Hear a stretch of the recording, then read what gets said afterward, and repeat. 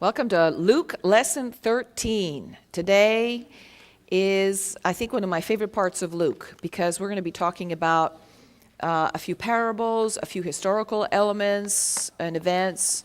We're going to show you some pictures. I'm thinking we had a few pixel problems with our transparency, so you'll be able to tell what it is. There won't be a whole lot of definition. Let's just place our minds where we were at the conclusion of the lesson last time. If you'll remember, Jesus has initiated, he's just started his journey. We were through his Galilean ministry up north, right? We don't have that map, do we? Okay. If you remember the map of the Holy Land, he's spent a lot of his time, the first 10 chapters of Luke are spent up north in the Galilee. And Capharnaum or Capharnaum or Capernaum is his headquarters, his ministry headquarters. And it's really in the streets of Bethsaida and Chorazin and Capernaum that a lot of his early miracles, incredible miracles. How about when he raises the son of the widow of Nain? That's very close to the south portion of the Sea of Galilee. How about when he delivers very dramatically people from demonic possession? How about the healing of the lepers?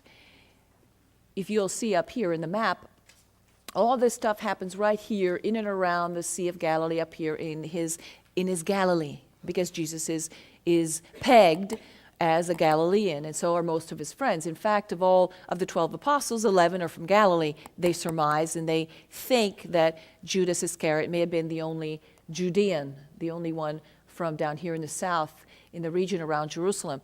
And so we have Jesus taking his disciples in and around Galilee. They make a short excursion up into Caesarea Philippi. That's actually in today's gospel, if you remember. It's before the great rock.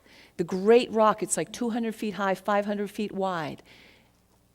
You can still see it on a pilgrimage to the Holy Land. Caesarea Philippi, that he asks his disciples, "Who do you say that I am?" You've heard what people are saying. You've heard what the polls say, but who do you say that I am? And it's very interesting that he would take him out here in Gentile territory pretty much to ask that question, and to ask him in front of this huge rock, because it's also in front of that huge rock that he will look at Peter and say, "You are Petros, and on this Petros I will build my church. You are Peter, you are Kepha, you are rock. And on this church, on this rock," and he's saying it right in front of the rock at Caesarea Philippi. Again, everything, context means a lot.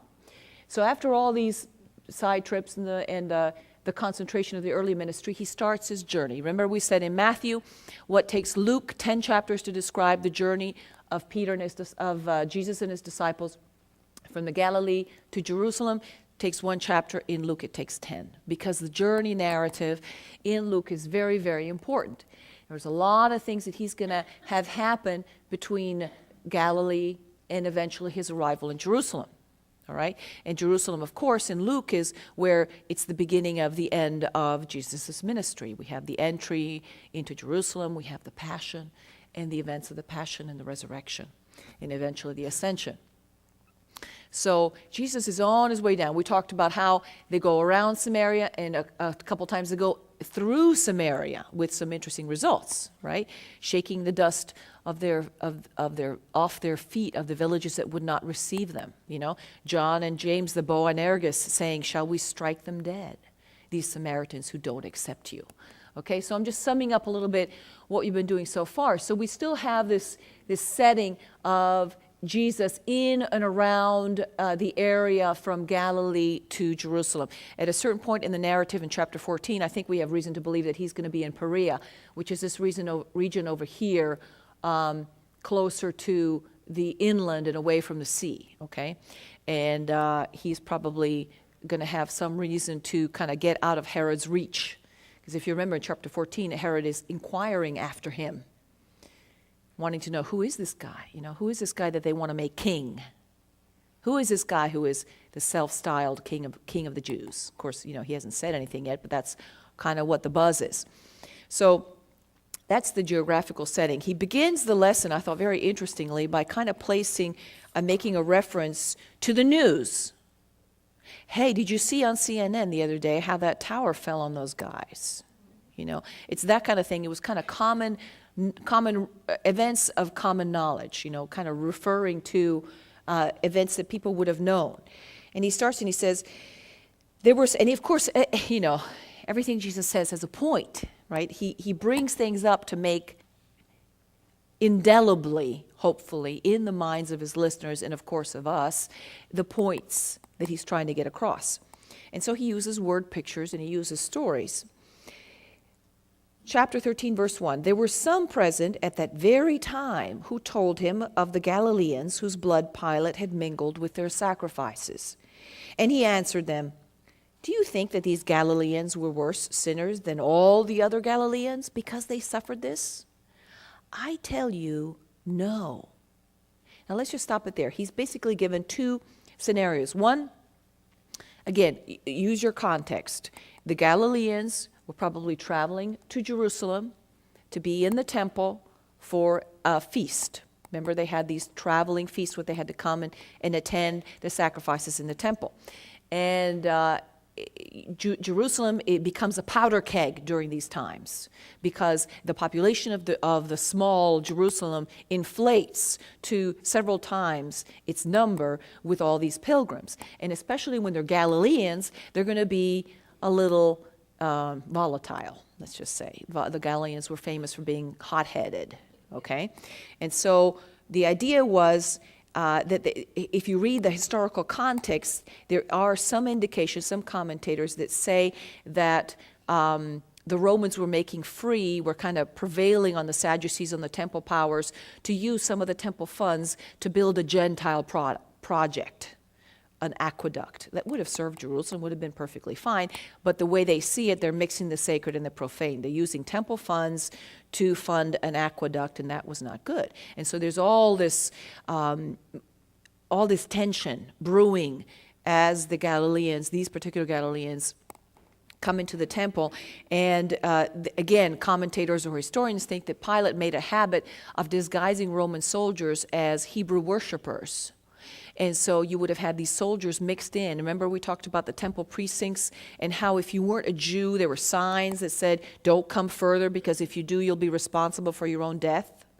You know, they took very seriously who could come into the temple and who could come into certain parts of the temple. And the court of the Jews would be where, observant, practicing Jews would enter, would be only for the circumcised. So if you're a Roman soldier and you're in disguise and you're pretending to be a Jew and they find you out, that's not good. That's not good. And so they're thinking there may have been something like that, soldiers in disguise trying to check out what was going on. And for whatever reason, I'm just giving you examples of why this whole situation may have gone into the conflagration that it did. Because when it says that Pilate mixed the blood of the Galileans with their sacrifices, what is he saying? He killed them. He slaughtered them. The blood was running in the temple so that it mixed in with the blood of the sacrifices. So, not a very good, peaceful scenario. So the idea is this: probably Pilate overreacted. Probably there was some sort of a temple riot in which the Galileans ended up with the short end of the stick. Okay, and so there was this fact about all these people having been killed in the temple, and so he's being asked, so whose fault is that? Was it their own sin? Okay, now let's backtrack.